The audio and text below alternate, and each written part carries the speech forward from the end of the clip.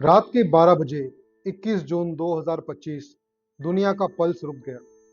3 American B-2 bombers ने Iran के सबसे गार्डेड न्यूक्लियर साइट्स पे सरप्राइज अटैक किया।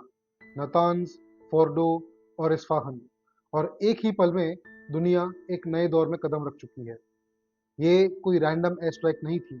ये एक मैसेज था कि अमेरिका ट्रंप की लीडरशिप में अब सिर्फ वार्निंग नहीं दे रहा, बल्कि एक्शन ले रहा है। सवाल उठने लगे, अमेरिका ने अभी अटैक क्यों किया? और सबसे इंपॉर्टेंट, अब क्या? क्या ईरान न्यूक्लियर रिटेलिएशन करेगा? क्या मिडल ईस्ट एक और वर्ल्ड वॉर का बैटलफील्ड बनेगा? और ग्लोबल इकोनॉमी, जो पहले से ही इन्फ्लेशन, डेट और एनर्जी क्राइसिस के साथ स्ट्रगल कर रही है, क्या वो इस नई इंस्टेबिलिटी को सरवाइव कर पाएगी?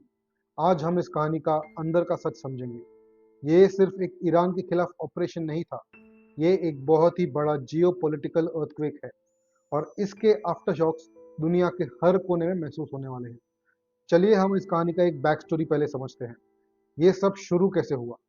ईरान न्यूक्लियर प्रोग्राम पे सस्पेशंस हमेशा से रहे हैं।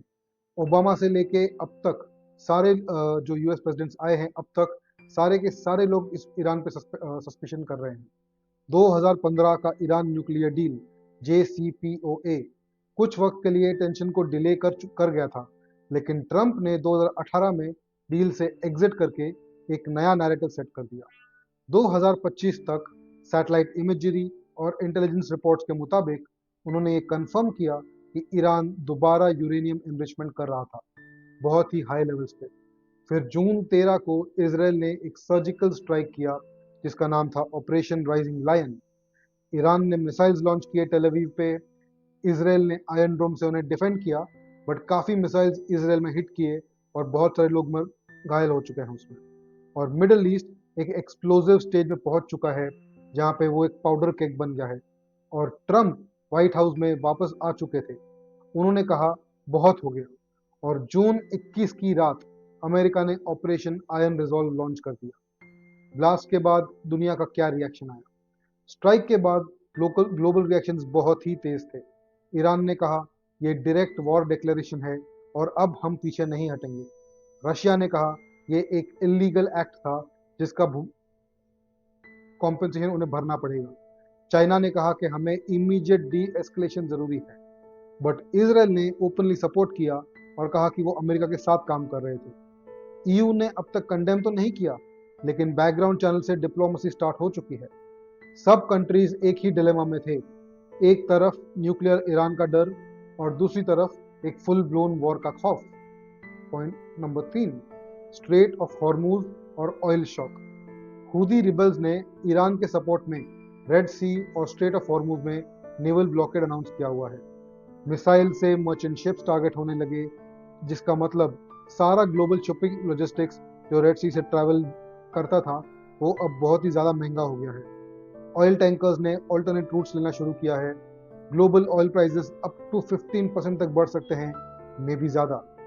Insurance rates, shipping insurance rates 3 गुना हो चुके हैं। शिपिंग कॉस्ट बहुत ही बढ़ने लगी है इसी कारण। और दुनिया के जो ऑयल डिपेंडेंट कंट्रीज हैं, स्पेशली इंडिया, चाइना, जापान, सब अलर्ट हो गए हैं। और सब ने पूछा, क्या 1973 जैसा ऑयल एम्बार्गो वापस आएगा? पॉइंट नंबर 4, G20 देश क्या कर रहे हैं?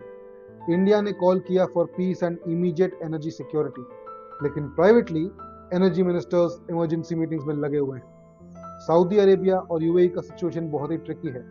ओपनली वो ईरान के अगेंस्ट हैं, लेकिन ईरान के खिलाफ बोल नहीं सकते, बिकॉज अगर ईरान अपनी मिसाइल उनके शहरों पर टारगेट करेगा तो उससे उनको बहुत नुकसान होगा। फ्रांस, जर्मनी और यूके ने अमेरिका को आउटराइट सपोर्ट नहीं किया, लेकिन उन्होंने भी ईरान के न्यूक्लियर एम्बिशंस को डेंजर बोला है इन द पास्ट। रशिया ने ईरान का हाथ पकड़ा। और चाइना अगर ईरान के ऑयल इंपोर्ट्स इंक्रीज कर देता है तो ये एक बैक चैनल सपोर्ट हो गया ईरान को, जिससे उसे कांस्टेंट फंडिंग मिलेगी वॉर को सस्टेन करने के लिए। ग्लोबल अलायंसेस क्वाइटली शिफ्ट होने लगे हैं। पॉइंट नंबर 5, इससे बिजनेस पर कौन सा क्या इम्पैक्ट होगा? टेक स्टॉक्स झटके में आ सकते हैं और डाउन जा सकते हैं। एप्पल, टेस्ला, गूगल, सबके शेयर्स गिरने लगे हैं 13 तारीख के बाद से। लेकिन डिफेंस कंपनीज जैसे लॉकहीड मार्टिन और रेथियन के स्टॉक्स सिर्फ 10 दिनों में 10% से ऊपर जा चुके हैं। एरोस्पेस इंडस्ट्री ने डिमांड में जंप देखी है। एयरलाइंस ने फ्यूल सरचार्ज बढ़ा दिया। ग्लोबल शिपिंग और लॉजिस्टिक्स सेक्टर में कंप्लीट केओस हो चुका है। कंटेनर स्टक हो गए हैं पोर्ट्स में। फाइनेंशियल मार्केट्स वॉलेटाइल हैं। फेड ने इंटरेस्ट रेट कट का प्लान होल्ड पर डाल दिया है। डॉलर स्ट्रेंथन हो गया। इंडियन रूपी और जापानीज येन वापस से प्रेशर में आ गए और ये वापस कमजोर हो सकते हैं। फर्टिलाइजर प्राइसेस बढ़ने लग सकते हैं। एग्रीकल्चर और फूड सिक्योरिटी पर भी बहुत प्रेशर आने का पॉसिबिलिटी है। सबसे बड़ा डर है साइबर खौफ, जो साइबर फ्रंट पे ईरान लड़ सकती है। ईरान के पास मिसाइल्स तो हैं, लेकिन उनका सबसे डेंजरस वेपन है उनके साइबर हैकर्स। उन्होंने पहले भी सऊदी ऑयल कंपनी अरामको पर साइबर अटैक किया था। अब कंसर्न्स ये हैं कि अगर इटालियन रिटेलिएट करेगा और वो साइबर वॉरफेयर के थ्रू रिटेलिएट करेगा तो अमेरिका के पावर ग्रिड्स, बैंकिंग सिस्टम्स और वाटर यूटिलिटीज को टारगेट किया जा सकता है। और अगर ऐसा हुआ तो इम्पैक्ट एक मिसाइल से कहीं ज़्यादा डिस्ट्रक्टिव होगा। तो अब क्या ईरान रिटेलिएट करेगा या फिर एक और प्रॉक्सी ग्रुप को यूज़ करेगा? क्या हिजबुल्लाह या हमास फिर से एक्टिवेट होंगे?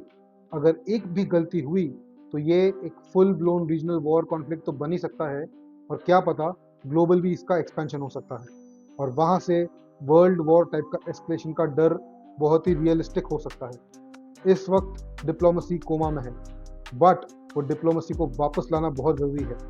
वर्ल्ड एक बहुत ही फ्रेजाइल इक्विलिब्रियम पे टिका हुआ है। यूएस ने एक कड़ा मैसेज भेजा है, हम रेड लाइन के बाद वेट नहीं करेंगे, और ईरान का मैसेज अभी वापस आने वाला है, हम चुप नहीं बैठेंगे। और बीच में अटकी है सारी दुनिया। वर्ल्ड के ports, stock markets, oil rigs और डेटा सेंटर्स सब रेस कर रहे हैं। अगर ईरान या कोई प्रॉक्सी ग्रुप अटैक करता है तो अगला हफ्ता पूरा जियोपॉलिटिक्स को हिला के दे सकता है।